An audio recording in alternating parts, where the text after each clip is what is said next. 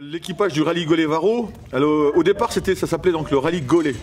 Et puis un jour, des gens qui avaient envie de sonner de la trompe sont venus me rejoindre au Chenil. Et puis on a créé un groupe de sonneurs qui s'est appelé les sonneurs du rallye Gaulet. Et l'équipage à côté, les gens de l'équipage qui ne sonnent pas tous, m'ont demandé de rajouter Varro et on s'est mis d'accord. On a rajouté Varro à l'équipage parce que rallye Gaulet, c'était le lieu-dit où on est là aujourd'hui, les Gaulets. Et Varro, c'est un mot qui veut dire renard en patois de la Marne. Chose pas facile de suivre un équipage comme nous parce qu'on a un équipage assez nomade, hein, on se balade comme tu as vu.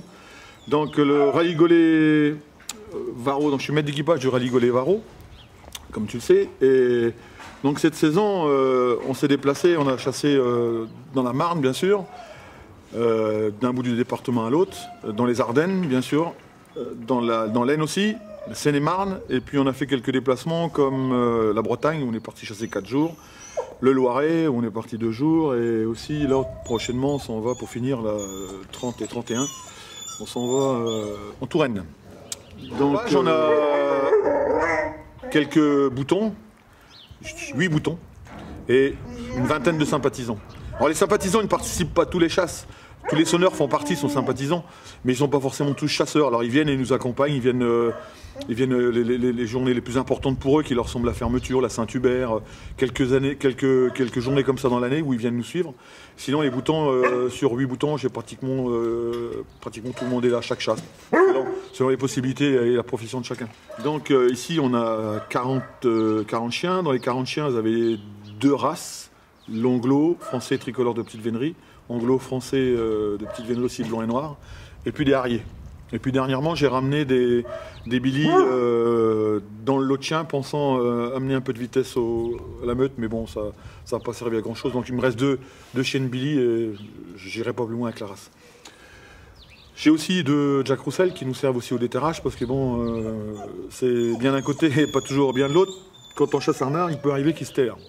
Alors là, donc, à ce moment-là, il faut être outillé, mais non seulement être outillé, avoir des petits chiens qui puissent descendre au terrier et surtout descendre au terrier, aboyer et le faire ressortir le plus vite possible. J'essaye de maintenir la race dans le type, mais surtout ce qui compte pour moi, c'est que les chiens chassent. Après, l'homogénéité de la meute n'est pas toujours comme je le voudrais, mais bon, la première des priorités pour nous, c'est que les chiens chassent et qu'ils chassent leur renard. Alors après, la beauté, c'est pas toujours. On essaye d'avoir des beaux et du bon, mais je préfère du bon moins beau. Voilà.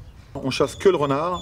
Bien sûr, nos chiens, pour ça, ils sont créancés, c'est-à-dire qu'ils ne chassent que dans la voie du renard et rien d'autre. C'est-à-dire que quand on passe dans les chevreuils, parce que le renard va souvent taper au change, la première chose qu'il fait souvent, c'est de taper au change, soit d'un congénère, ou alors au chevreuil, le plus souvent, ou au sanglier quand il y a des sangliers. Donc notre but à nous, c'est d'avoir des chiens créancés. On peut chasser sérieusement qu'avec des chiens créancés, je dirais. Donc quand on attaque un renard, surtout quand mes vieux chiens attaquent on les entend se récrier, c'est qu'ils sont sur la voie d'un renard. Parce que je suis sûr d'eux, et ils ne chassent que ça, ils ne s'intéressaient que par le renard. Ils chassent d'amitié, qu'on appelle pas le renard. Donc, de temps en temps, on a quelques jeunes chiens qui se mettent en route, qui peuvent se déclarer, partir sur un chevreuil, mais ce sont des chasses qui ne durent pas longtemps, ça dure quelques secondes, on va dire même, parce qu'ils comprennent vite aussi que c'est pas leur animal de chasse. C'est la 4e saison qu'on passe ensemble. C'était un peu compliqué de me mettre en cheval à mon âge, mais bon, j'avais pas le choix.